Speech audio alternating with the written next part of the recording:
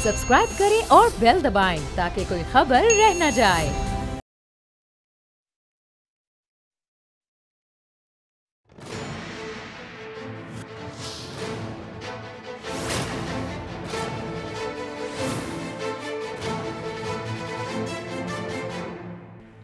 अस्सलाम वालेकुम, मैं हूं नूरुल आरफीन सिद्दीकी और आप देख रहे हैं मेरी जंग। तमाम तारीफ़ें उस पाक परवरदिगार आलम के लिए जिसने आज मुझसे ये एतराफ़ भी करवाया कि आज के पूरे दिन में मुझे कोई और इतना अच्छा नहीं लगा जितने खान साहब लगे। सुम्मा अल्हम्दुलिल्लाह, आज खान साहब ने एक ऐसा ऐलान करके दिलों को मोह लिया, मेरा ख्याल है कि जिसका इंतज़ार पूरी पाकिस्तानी कौम को था। वज़ीर आज़म पाकिस्तान ने रफ्ता रफ्ता लॉकडाउन के ख़ात्मे का ऐलान फरमा दिया।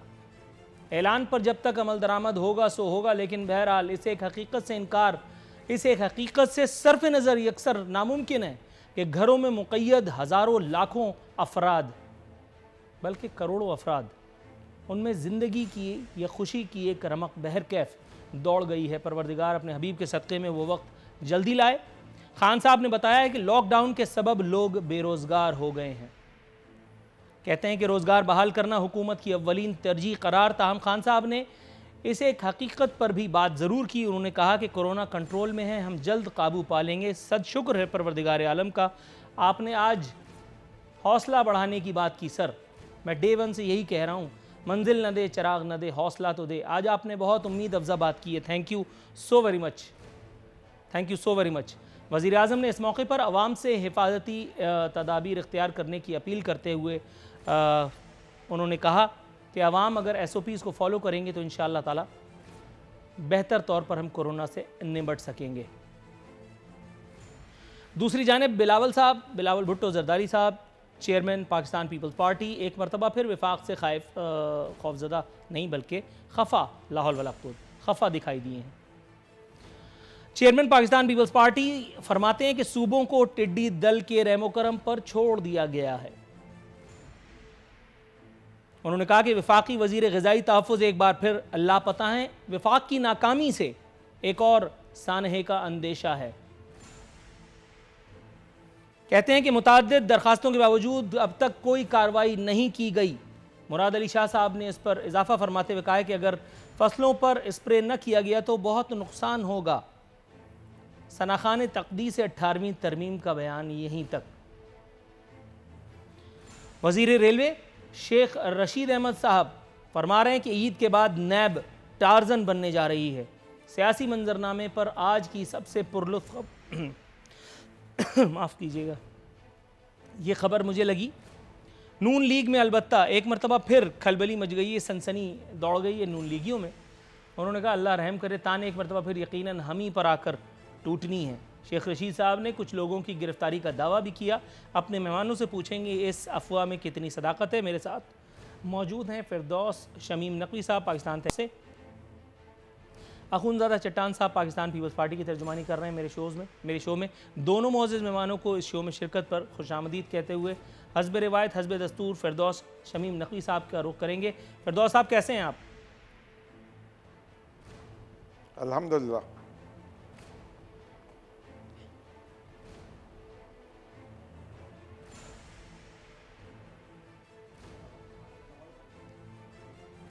सर, माजरत मैं आपको सुन नहीं पा रहा, लेकिन बहरहाल मुझे सवाल दागने की हिदायत दी गई है। जनाब मन, आज खान साहब ने जो कहा है, सर इस बात का तो पता नहीं कितनी सदियों से, कितने बरसों से, कितनी सातों से इस कौम को इंतज़ार था कि लॉकडाउन खुलने वाला है, अवाम SOPs की पाबंदी करें। जनाब मन, देर की मगर बहरहाल आ गए मेहरबान, कुछ फरमाइए सर। मेरे ख्याल से रोज़े अव्वल से इमरान खान साहब वज़ीर आज़म पाकिस्तान का ये मतबा नज़र रहा है कि हमारे मुल्क के अंदर स्मार्ट लॉकडाउन की ज़रूरत है और ये जो कर्फ्यू वाला लॉकडाउन है वो कामयाब नहीं हो सकता। दूसरी तरफ हमें इस बात का भी कुल्ली तौर पे एहसास है कि पाकिस्तान जैसे मुल्क जिसमें इस वक्त 25 से 28% के दरमियान कहते हैं हमारी वो लेबर फोर्स है जो रोज़ कमाती है रोज़ खाती है, वो इस की मुतहम्मिल नहीं हो सकती کہ آپ اس کو ہفتہ 2 ہفتے سے زیادہ گھر میں بند کرتے ہیں. یہاں تو 40 دن سے اوپر ہو گئے. تو کوئی نئی بات انہوں نے نہیں کہی.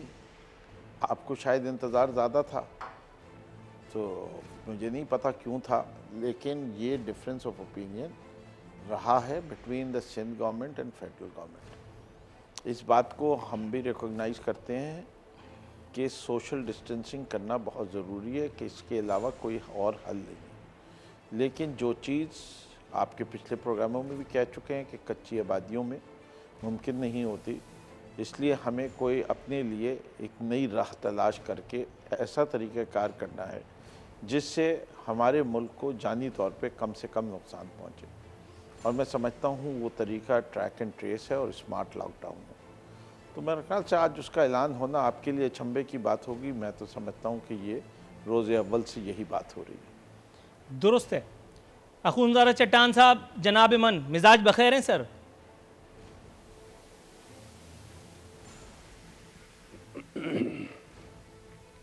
اللہ کا لاکھ لاکھ شکر ہے.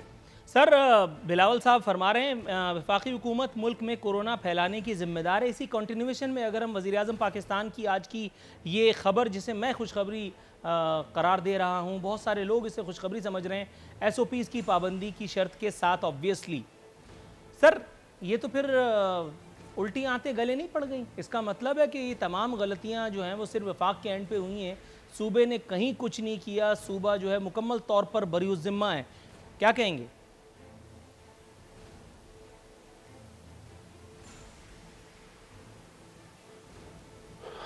بسم اللہ الرحمن الرحیم. دیکھیے جی, میں سمجھتا ہوں کہ غلطیاں تو ہوئی ہیں, صوبوں سے بھی ہوئی ہوگی, مرکز سے بھی ہوئی ہوگی, لیکن جو سب سے بڑی غلطی ہوئی ہے مرکز سے, جو ہم سمجھتے ہیں کہ اگر یہ غلطی نہیں ہو جاتی تو شاید آج جو پاکستان کے کورونا کے حالات ہیں وہ کچھ اور ہوتے. اور وہ غلطی یہ ہے کہ جو بھی قدرتی آفات آ جاتے ہیں, جو بھی اس طرح کے ملک میں مسائل آ جاتے ہیں, تو وفاقی حکومت کی کوشش ہوتی ہے کہ وہ سب کو متفق کرے, کیونکہ پاکستان ایک وفاق کا نام ہے اور ہم سارے ایک پیج پہ آ کے اس مصیبت کا مقابلہ کرے. تو پھر اس میں اگر مکمل طور پہ ہم کامیاب نہیں ہو سکتے تو زیادہ کامیابی ہمیں حاصل ہو جاتی ہے. لیکن شروع ہی دن میں کنفیوز کر دیا یہ سارا سب کچھ. ایک تو وفاق نے سب کو ایک پیج پہ نہیں لایا, دوسرا پھر یہ کہ جب لاک ڈاؤن تھا اس کو بھی کنفیوز کر دیا. کبھی اس کو سمارٹ لاک ڈاؤن بناتے ہیں, کبھی اس کو حسین لاک ڈاؤن بناتے ہیں, کبھی نرم بناتے ہیں, کبھی گرم بناتے ہیں. تو اس طرح کے لاک ڈاؤن سے تو میں بھی سمجھتا ہوں کہ لاک ڈاؤن نہیں ہونا اچھا ہے. جہاں تک میرا بھائی کہہ رہے ہیں ایسو پیس کا, تو ایسو پیس کے جو حالات ہیں وہ میں آپ کو بتاؤں کہ ہمارے ڈسٹرکٹ میں ایک ڈی سی کا ٹرانسفر ہو رہا تھا. تو اس ڈی سی کے ٹرانسفر میں جو دعوتیں ہوئی اور جو تقاریر ہوئی اور جو مجمع اکٹھے ہوئی, اور اس میں ایسو پیس نام کا کوئی چیز ہی نہیں تھا. اور مزے کی بات میں آپ کو بتاؤں کہ اس ڈی سی کو جو ہمارے ڈسٹرکٹ سے ٹرانسفر ہوا, جنہوں نے ایسو پیس کو اڑایا, اس بندے کو ہیلتھ میں لگایا. پختونخوا حکومت نے ہیلتھ منسٹری میں اس کو تعینات کیا. ہمارے ڈسٹرکٹ میں اور ساتھ مومن ایجنسی میں ایک حدود کا تنازع آ گیا. 20-20 ہزار اور 30-30 ہزار کے مجمع اکٹھے ہوتے تھے اور وہاں پہ. تو اگر ہم سمجھتے کہ اگر وفاق آگے بڑھتے اور وزیر اعظم صاحب انرشپ لیتے اور 15 دنوں تک ہم مکمل لاک ڈاؤن کرتے, اور جو لوگ باہر سے آ گئے تھے اس کا ہم بیک اپ کرتے اور اس لوگوں تک پہنچ جاتے, اور وہ جن لوگوں سے ملے ہیں ان کا ہسٹری لیتے, تو میں سمجھتا ہوں کہ ہم کافی حد سے زیادہ کامیاب ہو سکتے تھے. لیکن انفارچونیٹلی اس طریقے سے نہیں ہوا. آپ کی اس بات کا جواب یہ لیتے ہیں فردوس شمیم نقوی صاحب کے پاس. آپ کے پاس دوبارہ آتا ہوں. ایک پیج پہ نہیں کیا, آپ کے پاس دوبارہ آتا ہوں جناب. کہ جو لاک ڈاؤن تھا اس کو بھی کنفیوز کیا. آپ کے پاس میں دوبارہ آتا ہوں. فردوس شمیم نقوی صاحب, سر سمارٹ لاک ڈاؤن کی تجویز کو کلی نہیں بلکہ جزوی طور پر یہ محسوس ہوتا ہے کہ اس کا استرداد ہی سامنے آیا ہے پاکستان پیپلز پارٹی کے مہمان کی جانب سے. جناب من, یہ حسین لاک ڈاؤن کیا ہوتا ہے پہلے تو مجھے یہ سمجھائیے. دوسری بات, اسد عمر صاحب نے جو اتنی خوفناک بات کی ہے, آپ کے خیال میں پاکستان پیپلز پارٹی وفاق صوبے میں ہونے کے باوجود, صوبے کی حکمراں جماعت ہونے کے باوجود اتنی سنگین حقیقت سے کیسے صرف نظر کر سکتی ہے؟ اسد عمر صاحب نے بتایا کہ لاک ڈاؤن سے 10 لاکھ ادارے بند، 7 کروڑ افراد غربت کا شکار ہو جائیں گے، 1 کروڑ 80 لاکھ سے زائد افراد بے روزگار ہو سکتے ہیں۔ کافی وضاحت سے بیان کر گئے وہ اپنی بات، اس کے باوجود پیپلز پارٹی جو ہے وہ متاثر دکھائی نہیں دیتی اس بات سے۔ جی دیکھیں، یہ سوال بہت دفعہ پوچھا گیا کہ پیپلز پارٹی نے جب لاک ڈاؤن کی تجویز دی تو کتنی مدت تک کا لاک ڈاؤن وہ سمجھتے ہیں کہ یہ ملک متحمل ہو سکتا ہے۔ آج نفیسہ شاہ صاحبہ نے ایک پروگرام نے کہا کہ 1 سال تک بھی اگر لاک ڈاؤن کرنا پڑے گا تو ہم کریں گے، ٹھیک ہے۔ اگر 1 سال کا لاک ڈاؤن وہ کر سکتے ہیں، دنیا کے کہیں یہ مثال ہے کہ وہ ملک سروائیو کر سکتے ہیں تو اس کی وہ دے دیں، ہمیں ایجوکیٹ کریں۔ ہمارے لحاظ سے یہ ملک متحمل نہیں ہے اتنے لمبے لاک ڈاؤن کا کسی ضرورت، اور جو فگرز دی ہیں اس کی بڑی بنیادی طریقہ کار ہے کہ اکانومسٹ جو ہیں وہ اکانومی کی شرنک کرنے کی بات کر رہے ہیں۔ جتنی اکانومی شرنک ہوتی ہے اس کے لحاظ سے جابز میں کمی آتی ہے۔ اگر آپ کی اکانومی 5 سے 6% شرنک ہوگی تو بڑے آرام سے نوکریاں جو کم ہوں گی اس کی تعداد اور بے روزگاری جو ہے وہ کروڑ پہ پہنچ جاتی ہے۔ اس سے کہ 5 سے 6% اگر سالانہ بڑھتی رہتی ہے تو ہم جو ہے وہ 20 سے 25 لاکھ نوکریوں کا اضافہ ہوتا ہے، اور جو نوکریاں ہیں وہ قائم رہتی ہیں۔ شرنک ہونے کا مطلب تو یہ ہے کہ 25 لاکھ وہ گئیں اور باقی یہ کم ہوئی، تو اس کا ایک ڈومینو ایفیکٹ ہوتا ہے۔ دوسری طرف یہ بھی بات انہوں نے کہی ہے کہ 9.5% کا ڈیفیسٹ امید ہو رہی ہے کہ اگر جو اخراجات ہیں اور جو ٹیکس کلیکشن ہے تو اس کا ڈیفیسٹ 9.5% ہوگا، جو کہ خود بہت ایک انفلیشنری پریشر کو لے کے آئے گا۔ یہ بھی بہت بڑے مقابلے ہیں جو ابھی اس حکومت کو کرنے ہیں، اور اس بھنور سے نکلنا اتنا آسان نہیں ہے جتنا لوگ سمجھتے ہیں، اور میں سمجھتا ہوں کہ یہ پوری ایک بڑی جدوجہد ہے، آگے تک چلے گی، اور اس کے اندر وفاق کو مضبوط کرنے کی بھی ضرورت ہے۔ اور ہم نے یہ دیکھا کہ وفاق نے جو کچھ کہا اس کو بالکل بالائے طاق رکھ کے سندھ نے فیصلے کیے جس کا اختیار دیا گیا تھا، اور لیکن ان فیصلوں پہ عمل درآمد کرانا وہ ہمیشہ ہر صوبے کی ذمہ داری ہے، چاہے وہ پنجاب ہو، کے پی ہو، بلوچستان ہو، چاہے سندھ ہو۔ اگر زمین کے اوپر کوئی کام نہیں ہو رہا تو اس کے لیے پروونشل ایڈمنسٹریشن ذمہ دار ہیں، اور وفاق کے پاس صرف ایک پوزیشن رہ جاتی ہے کہ وہ فوج، رینجرز کو موو کرے تو وہ فیڈرل ادارے ہیں، ورنہ وفاق کے پاس فیڈرل ادارہ ان دونوں کے علاوہ کوئی نہیں ہے جو پورے ملک کے اندر ہو۔ تو میں سمجھتا ہوں وہ بھی جمہوریت کے لیے بہت اچھا نہیں ہوتا اگر آپ فوج کو نظام پورا دے دیں، تو پھر ذرا مشکل ہو جائے گی، اور اللہ نہ کرے کہ ہمارے ملک کے ایسے حالات ہوں کہ وہ کرنا پڑے، لیکن اگر آئیں گے تو اس میں دریغ نہیں کیا جائے گا۔ میں سمجھتا ہوں ہم ابھی تک خوش نصیب ہیں اور رب العزت کے سرنگوں ہیں کہ اگر ٹائم فریم وہی ہے تو ہم 415 پہ ہیں، اور ہم سے زیادہ فیسلٹیز رکھنے والا، زیادہ ٹیسٹنگ کرنے والا، زیادہ اچھے ہسپتال رکھنے والا وہ 60,000 اموات پہ ہے۔ تو خدا کا جتنا شکر ادا کیا جائے، اس کے پیچھے کیا کیا عوامل ہیں وہ آپ کے کسی اور پروگرام میں ڈسکس کیے جا سکتے ہیں، لیکن اس خطے کے اوپر چاہے وہ بنگلہ دیش ہو، ہندوستان ہو، پاکستان ہو، اس علاقے پہ کچھ نہ کچھ کرم ضرور رہا ہے، اور اس کے عوامل اپنی جگہ ہوں گے، لیکن وہ آج کا آپ کا موضوع نہیں۔ درست ہے، درست ہے۔ اخونزادہ چٹان صاحب، سر وفاق اور صوبوں میں اس حوالے سے جو رفٹ ڈے 1 سے پائی جاتی ہے اس کا ناقابل تردید ثبوت سعید غنی صاحب کی وہ پریس کانفرنس تھی جس میں انہوں نے بھرپور گھن گرج کا ثبوت دیا۔ ان کے الفاظ میں آپ کی خدمت میں منوان تو نہیں، کم و بیش اس کا اختصار کے ساتھ مفہوم پیش کرتا ہوں۔ انہوں نے کہا 2 سے 3 ووٹ پر کھڑی حکومت کی کیا مجال کہ 18ویں ترمیم کی طرف جائے۔ کمی بیشی معاف فرمائیے گا جناب، میں آپ کو اختصار کے ساتھ مفہوم بتا رہا ہوں۔ ساتھ ہی انہوں نے کہا کہ یہ کون ہوتے ہیں 18ویں ترمیم کی بات کرنے والے، ان کی حیثیت کیا ہے، ان کی اوقات کیا ہے۔ اوقات کا جملہ انہوں نے کہا، میں نے خود سنا تھا۔ سر جب آپ اس طرح سے 18ویں ترمیم کے دفاع میں کھڑے ہو جائیں گے، آپ وفاق کی مخالفت میں کھڑے ہو جائیں گے، تو وفاق کے پاس پھر آپ کی بات کو نظر انداز کرنے کے علاوہ، اپنی پوزیشن کو منوانے کے لیے اور دیگر کام کرنے کے علاوہ پھر کیا حل رہ جاتا ہے جب وزیر اعظم اور وفاق کو آپ اوقات اور حیثیت خدا نخواستہ یاد دلانے لگیں؟ تو پھر کوئی اور بھی ہے جو آپ کو اوقات اور حیثیت یاد دلائے گا؟ پھر یہ مارا ماری کہاں پہنچے گی؟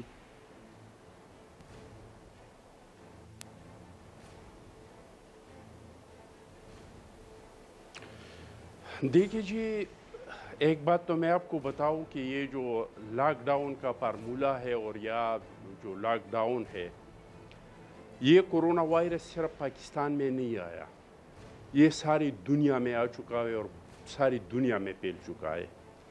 اس کی زد میں غریب ممالک بھی آ چکے ہیں، اس کی زد میں بہت بڑے بڑے اور بہت مضبوط اکانومی کے ممالک بھی آ چکے ہیں۔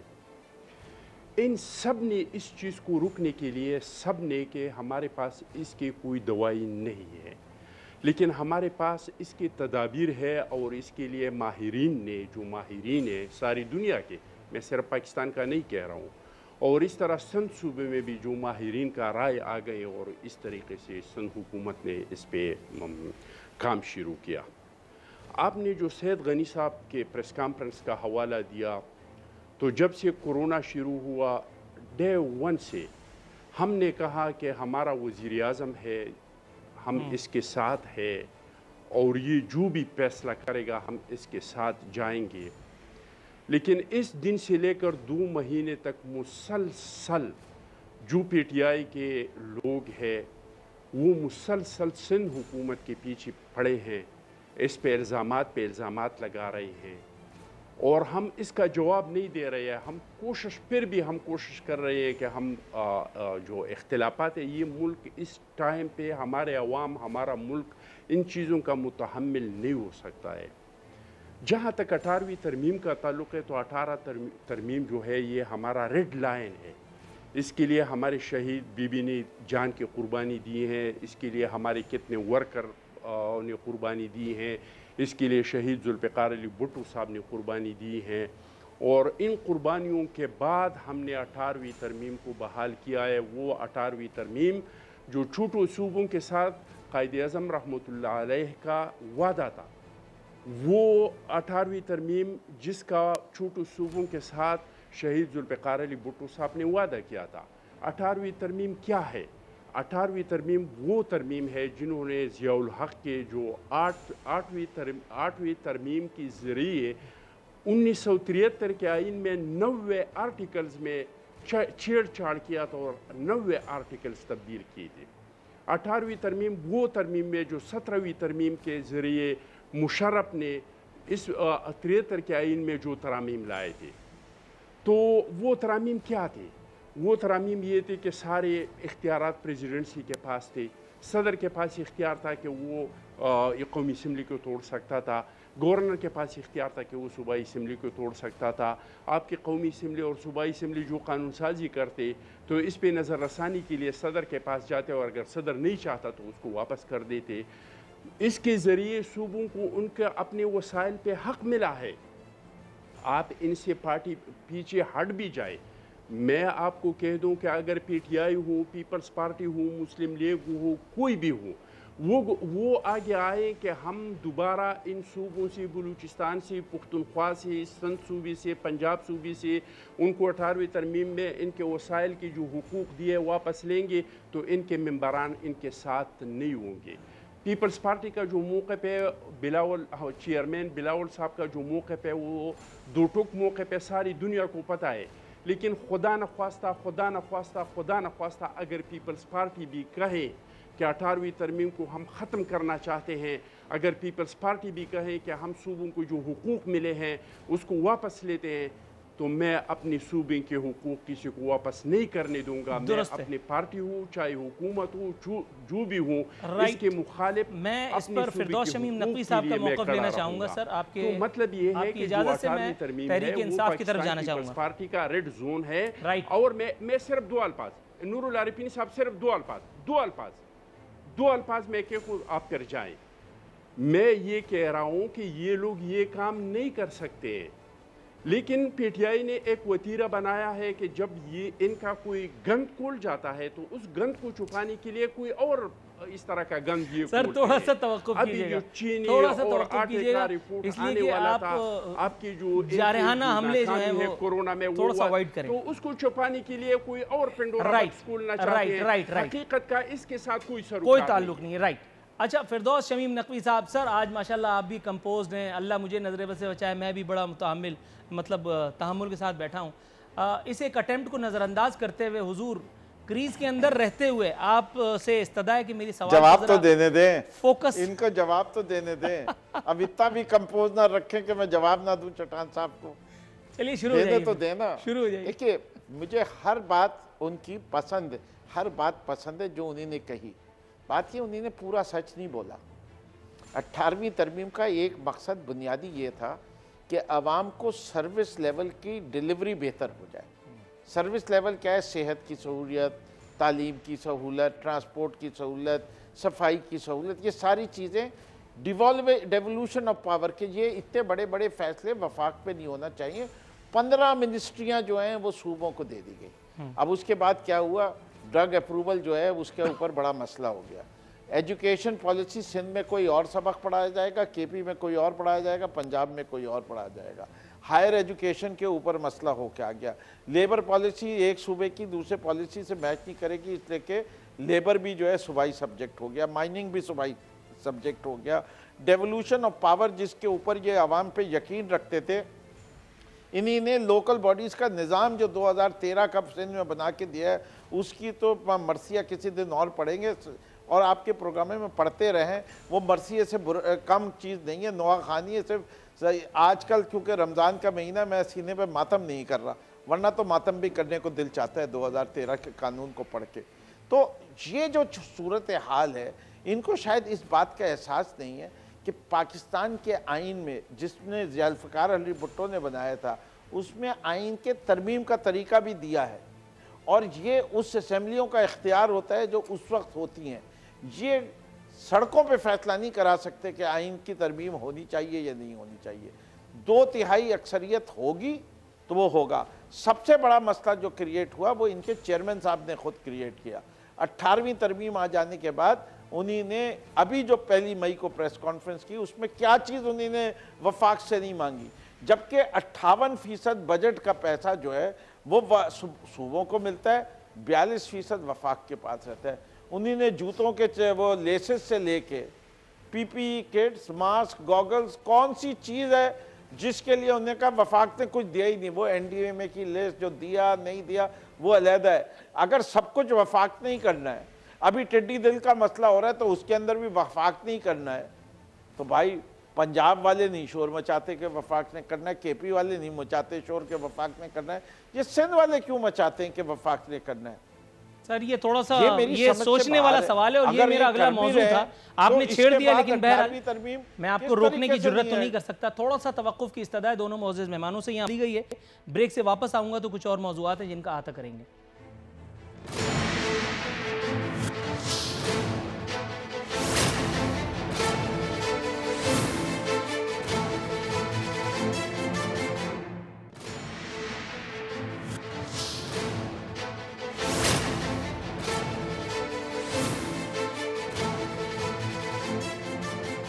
ویلکم بیک ناظرین، بدستور ہمارے مہمان ہمارے ساتھ موجود ہیں۔ ذکر تھا کورونا کا، پھر اس کے بعد 18ویں ترمیم کے فیوز و برکات کی نوبت آ گئی ہے۔ اخونزادہ چٹان صاحب، سر جیسا کہ میں نے اپنی انٹرو میں جو ہے اس کا احاطہ کیا تھا، آپ سے وہی سوال ہے میرا۔ سر 18ویں ترمیم کے فیوز و برکات سن کر کے اب جو ہے وہ ظاہر ہے کہ ہمیں بھی یاد ہی تقریباً ہو چکی ہے۔ ثنا خان تقدیس 18ویں ترمیم نے ایک مرتبہ پھر وفاق کی دہائی دی ہے، جیسا ابھی تھوڑی دیر پہلے تحریک انصاف کہہ رہی تھی کہ آپ کو جوتوں کے لیسز سے لے کر کے اور تمام چیزیں وفاق سے ہی چاہیے، تو پھر یہ 18ویں ترمیم کا ٹنٹا کس لیے؟ سر غذائی تحفظ کے وزیر کو ڈھونڈ رہے تھے بلاول صاحب، اور ٹڈی دل سے بچنا تھا، اسپرے کرانا تھا فصلوں کو۔ سر سوال میرا بھی وہی ہے۔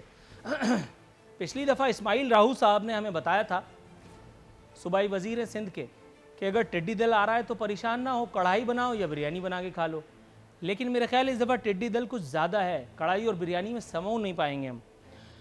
بلاول صاحب نے ایک مرتبہ پھر وفاق کو آواز دی ہے۔ سر وفاق اگر اتنا ہی اچھا ہے تو پھر یہ 18ویں ترمیم کا مطلب آپ سمجھ رہے ہیں میرا سوال، جواب دیجیے گا پلیز۔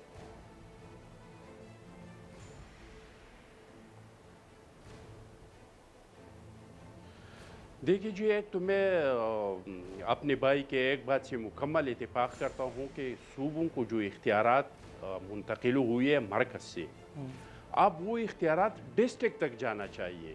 یہ نہیں کہ صوبے کے جو حقوق ہے وہ اس کے ہے، جو ڈسٹرکٹ کے ہے اس پہ بھی ڈسٹرکٹ کا حق ہونا چاہیے۔ جہاں سے گیس نکلتا ہے سب سے حق اس کا ہونا چاہیے، جہاں سے بجلی پیدا ہوتی ہے سب سے پہلا حق اس کا ہونا چاہیے، جہاں سے پیٹرول نکلتا ہے، جو بھی معدنیات ہے، اس حد تک میں اس کے ساتھ ایگری کرتا ہوں۔ اگر شمیم نقوی صاحب کو یہ تحفظات ہے کہ ان کی صوبے میں مکمل طور پہ جو 18ویں ترمیم کے ثمرات ہے وہ عوام تک نہیں پہنچ رہی ہے، تو یہ اپوزیشن لیڈر ہے، اس کو حق بنتا ہے کہ یہ اس کے لیے آواز اٹھائے، یہ اس کے لیے جدوجہد کرے، اور حکومت کا فرض ہے کہ ان کا اپوزیشن کا جو آواز ہے وہ سن لے۔ یہ جمہوریت کا حسن ہے کہ اپوزیشن جو اعتراض ہوگا وہ اعتراض اٹھائے گا اور حکومت اس پہ عمل دخل کرے گا۔ جہاں تک صوبوں اور وفاق کا تعلق ہے تو یہ ملک ہے، مضبوط صوبوں کی وجہ سے مضبوط وفاق بنتا ہے۔ بغیر اگر صوبے کمزور ہوں وفاق کبھی مضبوط نہیں ہو سکتا ہے۔ بہت سارے اوقات ایسے آئیں گے جہاں پہ صوبوں کو چاہیے کہ وہ وفاق کو مضبوط کرے، لیکن بہت سارے مواقع ایسے آئیں گے کہ وہاں پہ وفاق کا فرض ہوگا کہ وہ جا کے صوبوں کو مضبوط کرے۔ وفاق کے پاس جو NFC ایوارڈ کے ذریعے جو پیسے جاتے ہیں اس پہ ان کا دو ہی کام ہے۔ ایک کام یہ ہے کہ جو ملک پہ قرضہ ہے اور جو ہے اس میں دے دے، اور دوسرا دفاع پہ۔ موجودہ ٹائم پہ حالات وفاق کے ایسے ہیں کہ نہ ان سے IMF والے قرضے لے رہے ہیں، نہ ان سے ورلڈ بینک والے قرضے لے رہے ہیں، نہ کوئی اور ان سے قرضے لے رہے ہیں، جو قرضوں کا مطالبہ ہے وہ کر رہے ہیں۔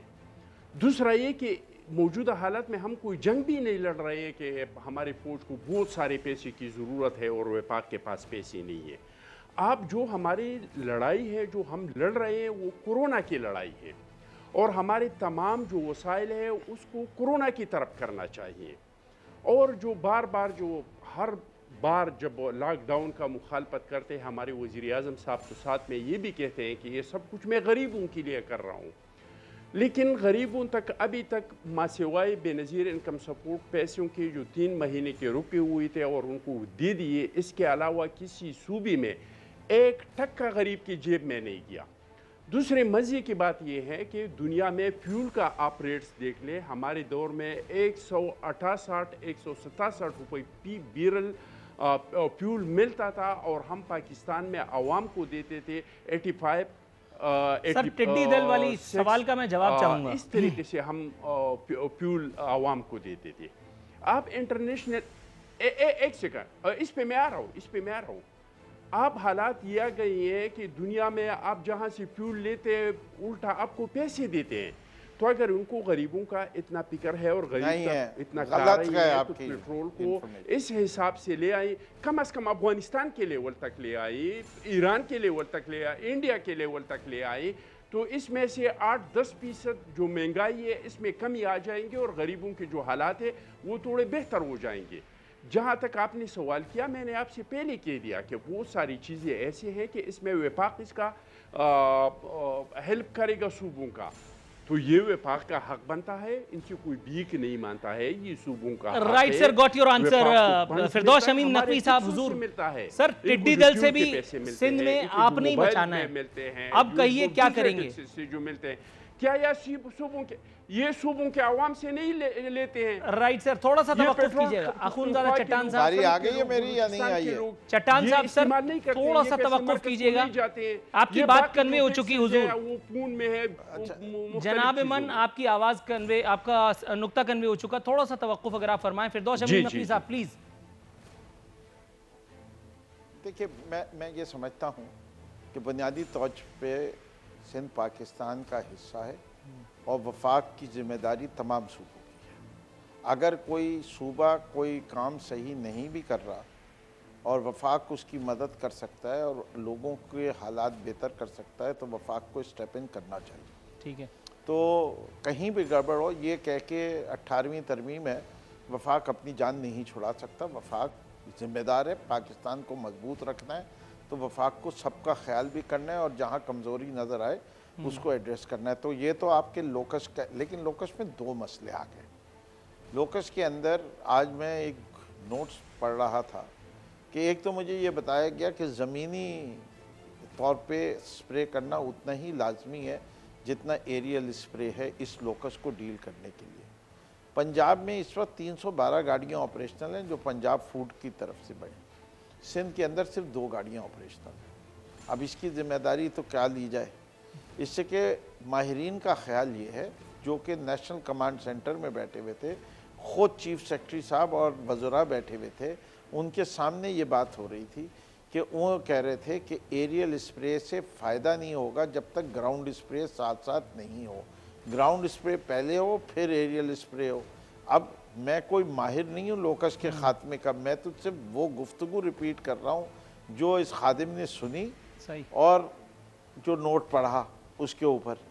میں چٹان صاحب کو ایک چیز بتانا چاہتا ہوں کہ شاید میرا جیسے ناچیز یہ تو نہیں بتا سکتا کہ ان کے علم میں کوئی کمی ہے, لیکن جو پیسے دیے جا رہے تھے وہ سیٹلمنٹ کے لیے دیے جا رہے تھے کہ اگر لوگوں کی ڈیمانڈ کم ہو گئی تھی تیل کی, جنہیں نے تیل خریدا ہوا تھا, اسٹوریج کے چارجز زیادہ ہیں تیل کی قیمت کے لحاظ سے, تو انہوں نے کہا کہ اچھا ہم آپ کو $1.5-2 دے دیں گے اگر آپ اسٹوریج کے چارجز وغیرہ سنبھال لیں گے, تو اس لیے وہ نیگیٹو ہوا. کبھی تیل اتنا نیگیٹو نہیں ہوا جتنی بات کرتے ہیں. جہاں تک قیمت کا تعلق کی بات کریں, میں ان کو چیلنج سے کہہ رہا ہوں کہ ڈالرز میں قیمت کنورٹ کر لیں اور اس کو پاک روپی میں کنورٹ کر لیں. انڈیا, بنگلہ دیش, سری لنکا, پاکستان, اگر آج آپ کو پاکستان میں سب سے سستا تیل نظر نہ آئے تو آپ مجھے فون کر دیجئے گا, ورنہ اپنا واٹس ایپ نمبر مجھے بھیج دیجئے, میں آپ کو پوری فگرز دے کے بھیج دوں گا اور نور العارفین صاحب بھیج دیں گے. اس سے کہ یہ چیز آج سے 4 دن پہلے ڈسکس ہو کے ٹی وی پروگرامز میں اسٹیبلش ہو چکی ہے کہ جو کمی کی گئی ہے وہ ہے. کیا پوری کمی پاس آن کی گئی ہے؟ نہیں کی گئی ہے. کیوں نہیں کی گئی اس کی بھی وجہ بتا سکتے ہیں.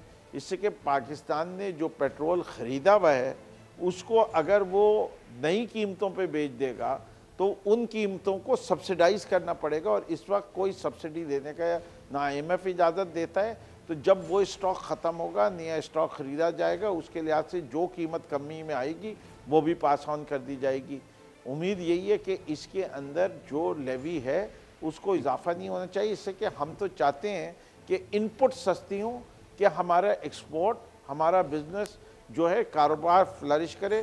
اگر وہ فلرش کرے گا تو نوکریاں آئیں گی تو نور العارفین صاحب کی جو خوشی تھی پروگرام کے شروع میں وہ دوبالا ہو جائے گی. سر میری خوشی کو چھوڑیے, اس وقت پتہ نہیں آپ نے ایسی کون سی بات کی ہے, ان کا چہرہ ماشاءاللہ اللہ نظر بد سے بچائے گل و گلزار ہو گیا ہے. پیپلز پارٹی کی طرف میں جاؤں گا لیکن وقفے کے بعد پھر میں ان سے پوچھوں گا اس سبب کیا ہے. ناظرین ایک مختصر سے کمرشل بریک.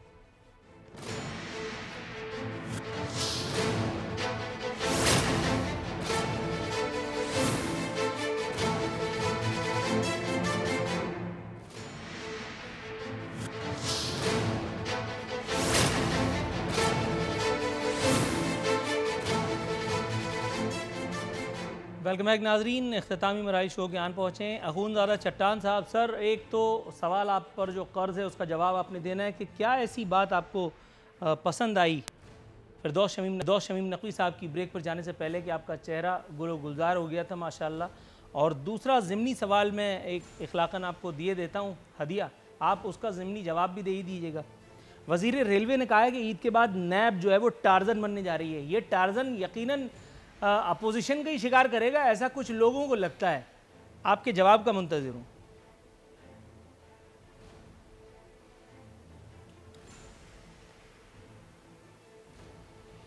دیکھیے جی, ایک تو مجھے جو ہنسی آئی وہ اس بات پہ آئی کہ بچپن سے ہم سنتے آ رہے ہیں کہ جب انٹرنیشنل منڈی میں فیول کی قیمت اوپر جاتی ہے تو یہاں پہ فیول کی قیمت اوپر جاتی ہے, اور جب انٹرنیشنل منڈی میں فیول کی قیمت گر جاتی ہے تو یہاں پہ بھی فیول کی قیمت گر جاتے ہیں.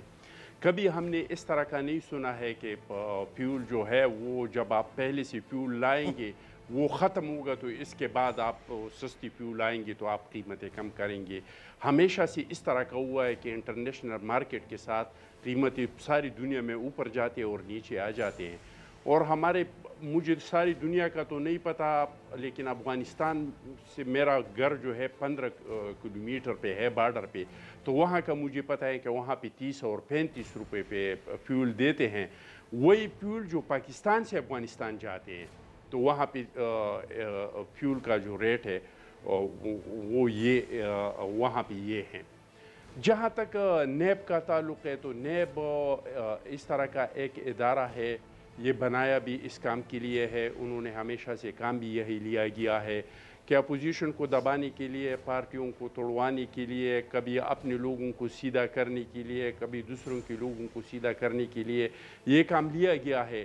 لیکن پہلے یہ تھی کہ اب کسی کے پاس ویڈیو نہیں تھا کسی چیئرمین کا. یہ تو ویڈیو والا چیئرمین ہے، اس بیچارہ تو بالکل اس کو جس طرف موڑا جاتا ہے وہ موڑتے ہیں، اس کا اپنا کوئی اختیار نہیں. میرا خیال ہے سر پرسنل گفتگو سے اگر اعتراض کرتے ہوئے ہم سوال پر رہے ہیں.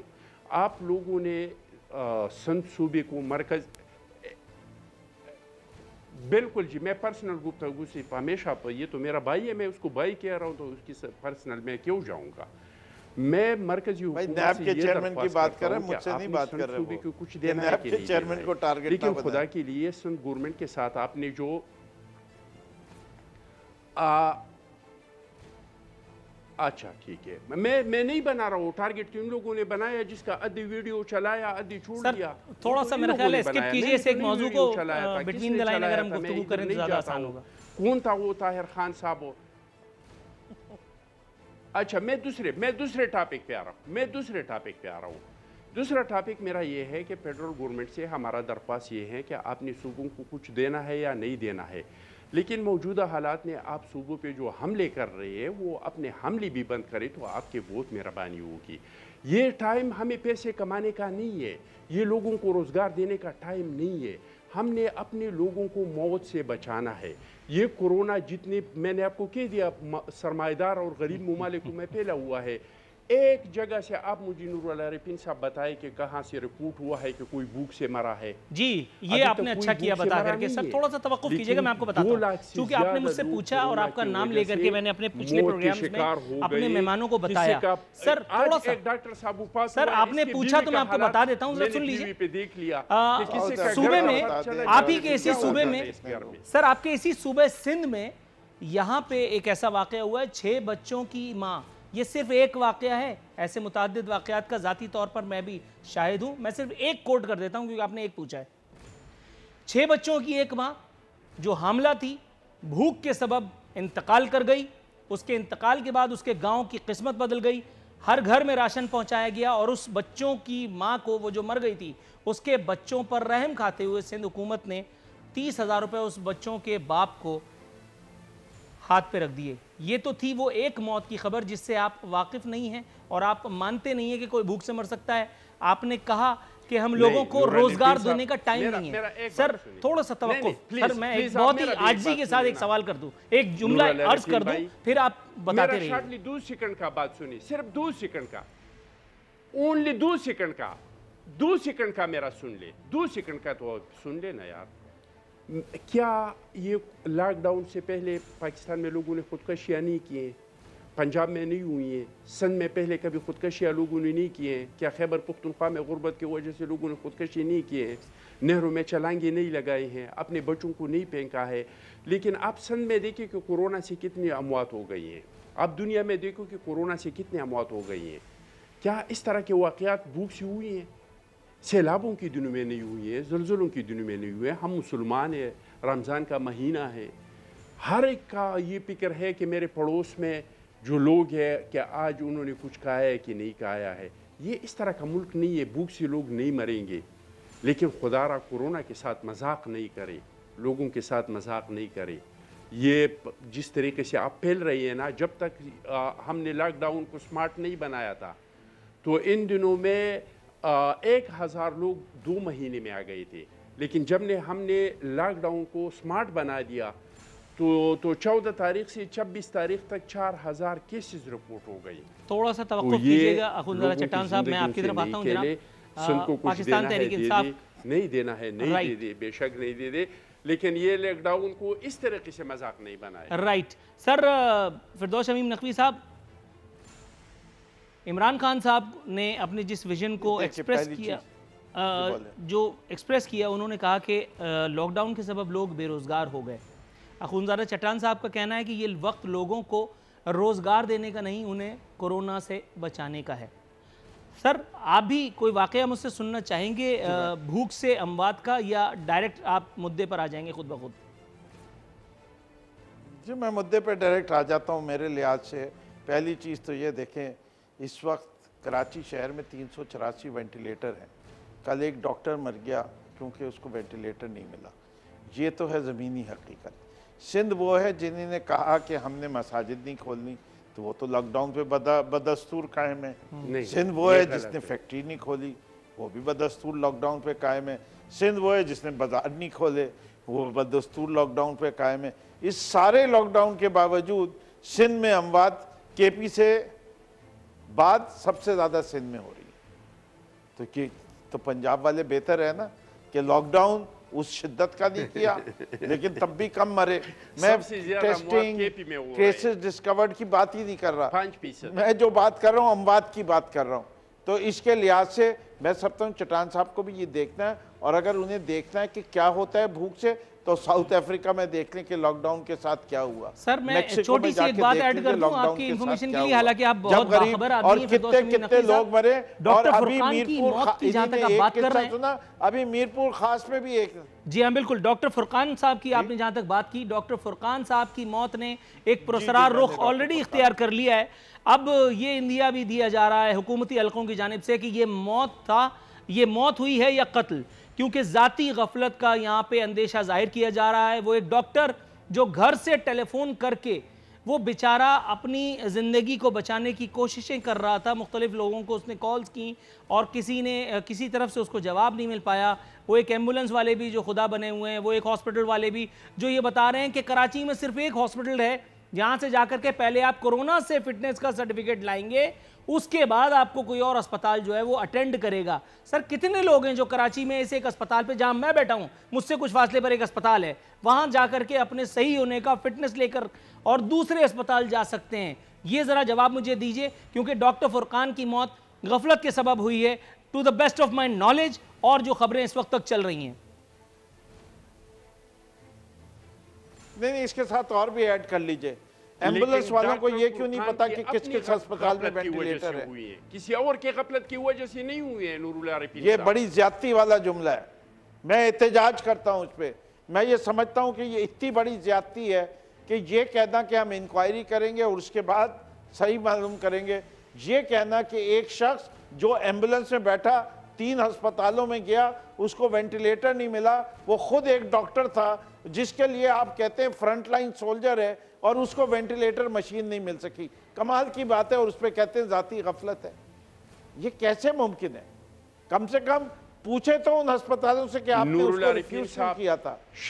ایسی بات نہ کریں چٹان صاحب. جی چٹان صاحب رسپونڈ کیجئے گا, پھر ہم ختم کریں. میں بڑی خاموشی سے سن رہا ہے, لیکن یہ والی برداشت سے باہر ہے. یہ غفلت سے ہوا ہے, لیکن اس ڈاکٹر صاحب کے اپنی غفلت سے ہوا ہے, کسی اور کے غفلت سے نہیں ہوا ہے.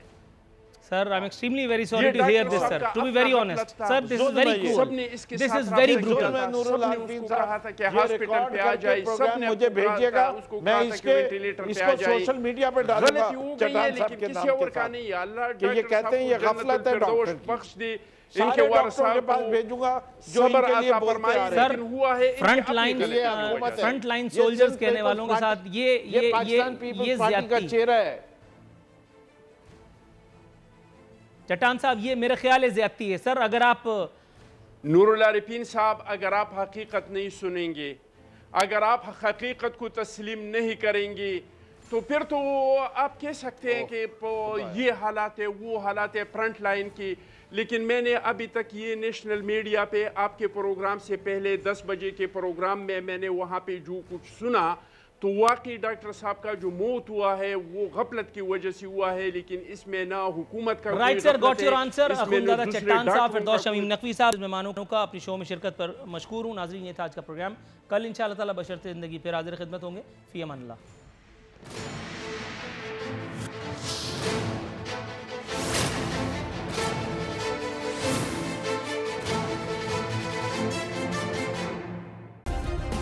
سبسکرائب کریں اور بیل دبائیں تاکہ کوئی خبر رہ نہ جائے.